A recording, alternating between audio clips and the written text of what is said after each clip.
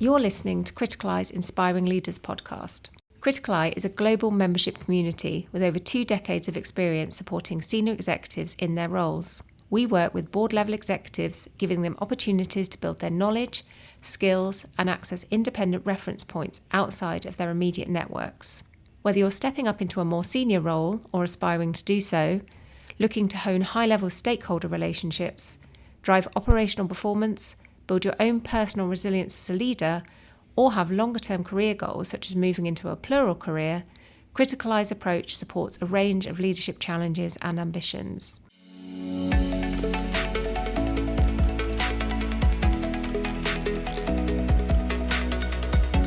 Hello and welcome. You're listening to Criticaleye's Inspiring Leaders podcast, where every episode we sit down with a leader who has been in the room where the hard calls get made, and we ask them to share what they've actually learned. I'm Bridgette Hall, Senior Editor at Criticaleye, and this is a series for anyone who wants to lead better. In this episode, we're talking about what it takes to lead HR at pace across borders, across cultures, and at the very highest levels of an organization. Operating in a global business means building people strategies that work in wildly different environments, managing talent across markets, and making the case for HR as a genuine driver of business value, not just a support function. So I'm very pleased to introduce my guest today is Richard Williams, who's the former Chief People Officer at Western Union, one of the world's most recognizable financial services brands operating across more than 200 countries and territories. Richard had led the people strategy at serious scale, and he now brings that experience to his work at Criticaleye, where he is also a board mentor, helping that next generation of leaders find their feet. Richard, welcome. It's so brilliant to have you with us. Nice to be here. It's a pleasure. So to kind of kick us off, what capabilities do you think HR leaders need today to operate effectively in that multi-market environment? Today, there are some new capabilities that are needed, but I also think there are some capabilities that remain. So, for example, I think listening is a critical capability, and even more so today.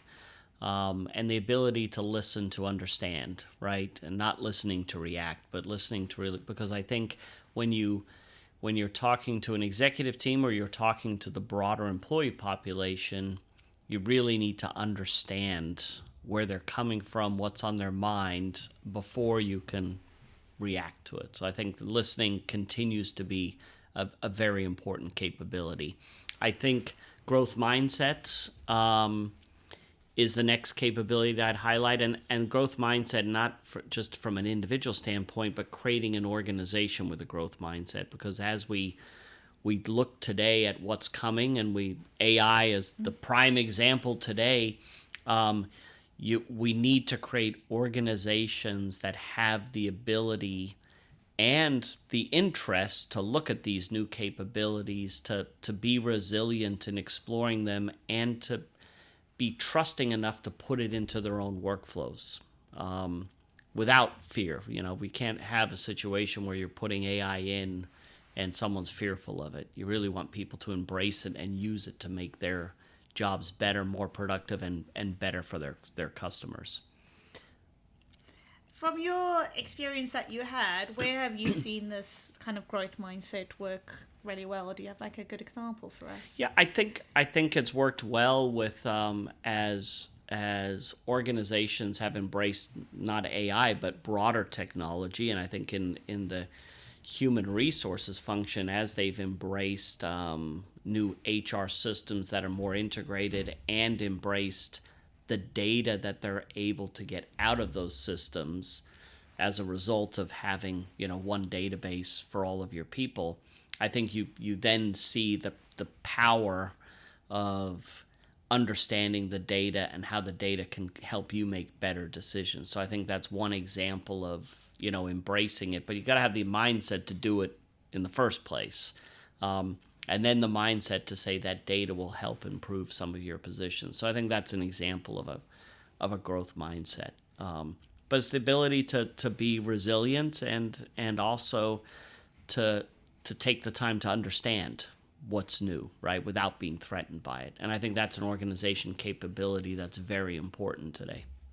Yeah, absolutely. I just came off a round table on transforming into a tech-driven business. And one of the things that we came that came out was around getting the people on board. So you can give the tools. That doesn't mean that automatically the adoption is going to be there, and that's one of the most difficult things at the moment. Yeah, and you want your organization to explore these new tools in the context of what they do and how it will better support the customers that they interact with on a day-to-day basis. It's not productive to just say, here's new tools and just have fun. There's got to be some application to really make it meaningful to the work and to the organization and to improve the output. One of the other things I was curious about, because you worked in both like kind of a regulated environment and across a lot of fast emerging markets. How did you go about designing the people strategy when they almost seem in conflict?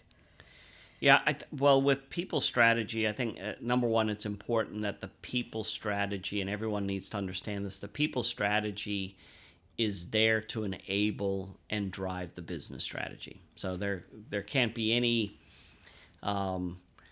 blurring of that definition, right? That's why the people strategy exists. So I think that's the most important perspective. And then the other thing, I think, it's you cannot let your people strategy change when you get to an emerging or high growth market. What you may need to do is adapt the implementation of that. So you may need to move faster. You may need to look at some of your processes or some of your approaches and adapt them to the market. But you can't throw out, your fundamental values and beliefs and your core strategy. Because if you do that, you just undermine the whole strategy, and you don't create something that is able to be consistent and put the right foundation in place to enable growth beyond that initial growth phase, right? You've got to have those foundations in place for the longer term. And I think that's probably the toughest piece, is helping leaders understand why, the principles, your people strategies are important in the long term, and they can adapt to the short term, because sometimes, leaders want to just throw them to the side to be able to meet their objectives, and that usually doesn't work out very well for anyone. And one of the things we were just discussing is around that tension between the regional and the kind of group level. And I was wondering if you'd be okay to go into some of that detail, because you had some really good advice on how to deal with those kind of nuances in a big global from a region to to the corporate head office. Yeah, my advice always to people is, number one, you need to take time to create the relationships. And however you do that, formally or informally, find the time to create the relationships. Find the time, if you're in the regional or you're out in an individual country, take the time to understand what the challenges are of your colleagues in the headquarters, and understand what are the challenges, what is the information you could give them to make their challenges a little bit easier, right? And if you're in the headquarters, it's the same thing. Really understand the local perspective. What is it that you're doing that makes their life so difficult? And there's always an argument about investment, because everyone wants more investment, one side or the other. But I think if you can understand more context and create those relationships, it's that much more powerful in building a partnership. So there is, when you need to make the tough decisions, you really do understand each other, and you understand what each of you are being held accountable to. Yeah, and one of the things that you mentioned was around that kind of talent mobility piece, and it struck me as you were speaking earlier as well, that we are seeing kind of like less secondments and things. Is that kind of like a pity that's going on in big global organizations, because we go, we can be online now, and there's like I'm very biased on this, because I grew up in an organization and personally had the opportunity to live and work around the globe, and not only to visit lots of places and interact with the local staff and the environments that they were part of, but in some cases live within that. So I'm a proponent, and I think it's made me a much better and more effective leader because I did that. Because I think I have a greater understanding than just watching a YouTube video about a country, a place, or a market. So I think, in today's world, obviously we have video, we have remote working, and I think we are missing a little bit of people taking the time to actually fully engross themselves in a market and on both sides, right? And creating that movement. Now, there's obviously this opportunity that's come with video, that people can go and work remotely and go and work in these different locations, but most of that is not with their colleagues. Most of that's alone, and that's I think is a miss in many cases. They get the cultural piece, but they may not have the colleague piece in a local market. So I think it is important for organizations to create leaders, especially if you're in a multinational company, that really do understand on the ground the cultures, the behaviors, the motivations of the different markets that they operate. It just makes you much more credible as a leader if you're leading across all of those different countries or cultures. Yeah, and I suppose one of the worst things is definitely when kind of group or global comes in and says it has to be like this, and it doesn't take into account that there are very genuine different kind of cultural nuances. Yeah, and I think understanding that at a leadership level, especially in the corporate headquarters as such, it really is important for people there to understand some of those nuances and think about those nuances as they roll out new policies, new systems, new people practices, approaches to performance, approaches to leadership. It's really important to understand that, and not to understand it to stop it. Understand it so you can make a better product, a better outcome for everyone. And the other piece as you're doing that is encouraging, get people in early to be part of the process to create whatever you're creating. Yeah, absolutely. One of the other things we discussed was around how HR can be seen as a value creator rather than a support function. And you were telling us a story of how you kind of used to interface with your CFO to build that through your career. So keen to get your thoughts on that. Yeah, I think from a value creator perspective, I do think that human resources, the people function is an incredible and should be an incredibly valuable part of an organization. And I think that the function can be a value creator and should be a value creator. And I think the more that you can show that you're creating value as an organization, I would hope, and at least my experience is, the more investment you will get to create more value.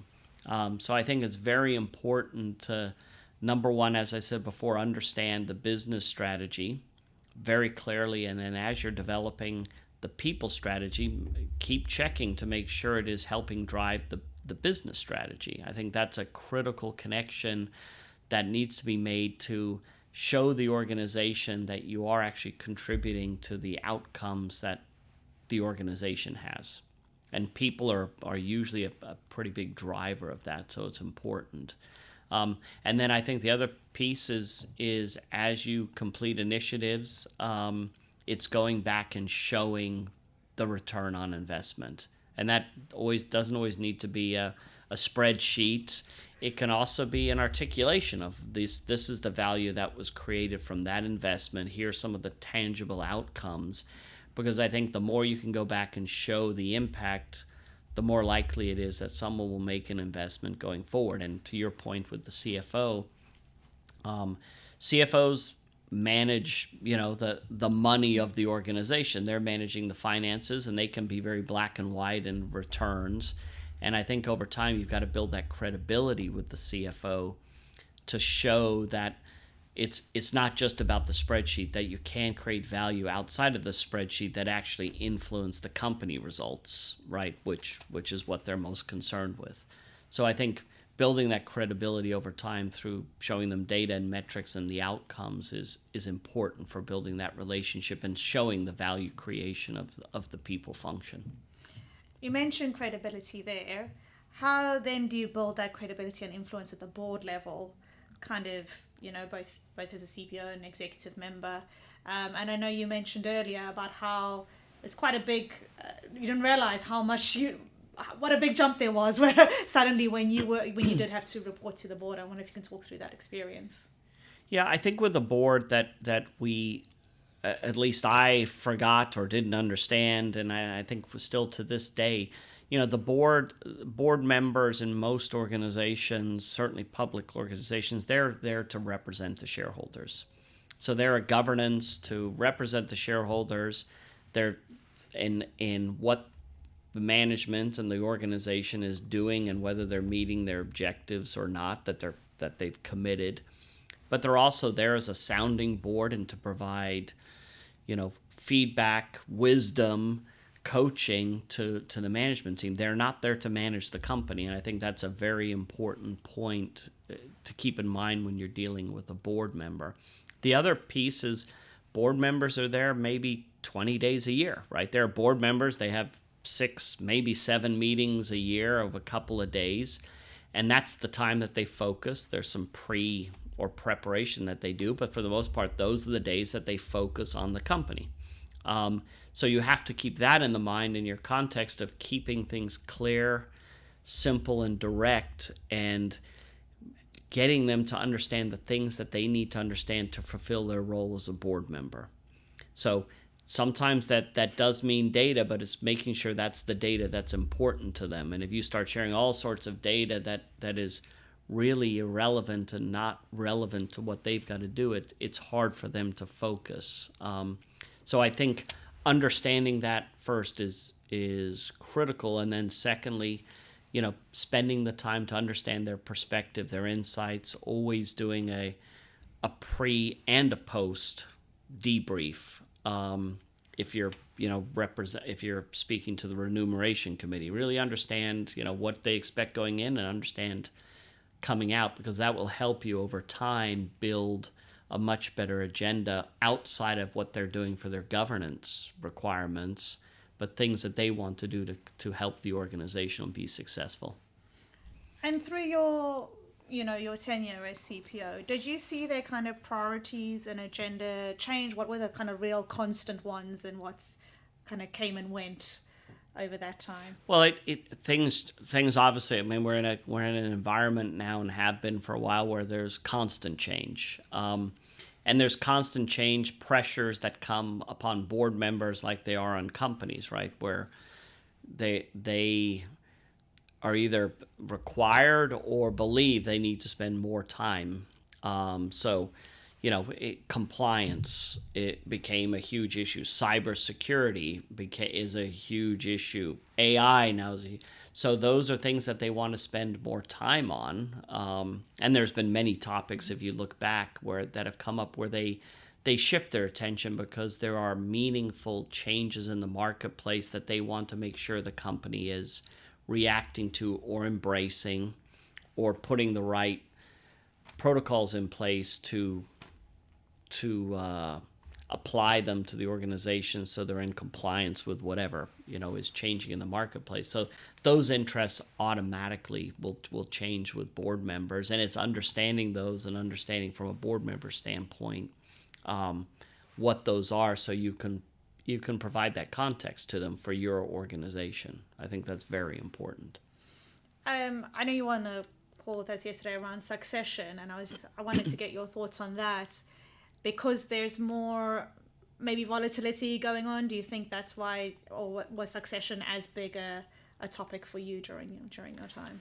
No, succession is a very important topic, and yesterday we were talking, some of the conversation about CEO succession, and I think the point was made, which I 100% agree with, is the day a CEO is appointed is the day succession discussions need to start. And they may never, the CEO may be there for 5, 10, 15, 20 years, but the discussion needs to start the same day, and the process and planning needs to go in from day one. So it's part of normal business operations. And then secondly, succession can't just be a paper exercise. It needs to be an active discussion where you're discussing what's the criteria we need today, what's the criteria we need for the future, and that's an evolution, right? AI was not in the criteria 10 years ago, let's put it that way. So as it evolves, that it needs to evolve, and that discussion needs to evolve with the board on their perspective of, what the next CEO, and some of that will help them provide development to the current CEO. But I think that succession, it has to be an ongoing discussion, and it has to be meaningful in the outcomes that you have each year. Otherwise, it just becomes a paper exercise, and then you get to that point where there needs to be a change, and basically you start from scratch. And if you haven't even agreed the criteria, then it's very hard to look for who's next, or even understand, is anyone in your organization capable to step up? Yeah. As we've been discussing, there's obviously a lot of ambiguity and volatility going on at the moment, almost to the point where it's normal. So what's your advice for leaders to kind of build confidence to operate within this environment and make the decisions that they need to make at pace? Well, we've said it. Change is constant. I think every year we say change is accelerating. There's more variables that are being thrown into the mix. So I think, leaders, it's very important for leaders to help their organizations understand how that change is affecting the organization, and as much as they can, how that's going to affect the people in the organization, so their people. I think providing context to an organization is very important from a change standpoint, because if you want to be successful in getting through a change, you need the organization to come with you. You can't get through a change when the organization is resisting it. So the more context that you can provide to an organization, and then helping them build the skills to embrace that change, I think that's important for leaders to do, and more so today. And then I think the other thing with change is we need to continue to invest in our frontline leaders. Most of the time, the frontline leaders are the ones dealing with all of this on a day-to-day basis. And the more that we can equip them and develop them to be able to deal with that on a day-to-day basis and get their teams aligned to them, the better every organization will be in adapting and driving change forward. And the last thing I'd say from a leader standpoint, as they go through change, you can't do every change. So it's, how do you prioritize the top 10, knowing that there's another 30 things there, but get through the top 10 before you go to the next 30. And I think if you're able to do a little bit more prioritization, it will help you and help your organization be more effective.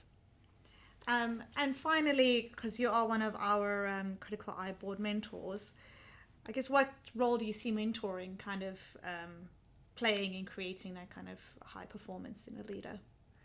I think mentoring is critical, and I think it's underutilized, especially from an external perspective. So I believe with leaders today, with everything that's on their plate, everything that we've talked about from a change and challenges in today's environment, having someone that you can reach out to, sometimes just as a sounding board, sometimes to test an idea, sometimes just to test your own sanity, to say, am I reading this correctly? And sometimes it's to get you connected to make better decisions. So the mentor sometimes can just point you in other directions, connect you to other people that would help you create a better understanding, to create a better solution for your organization.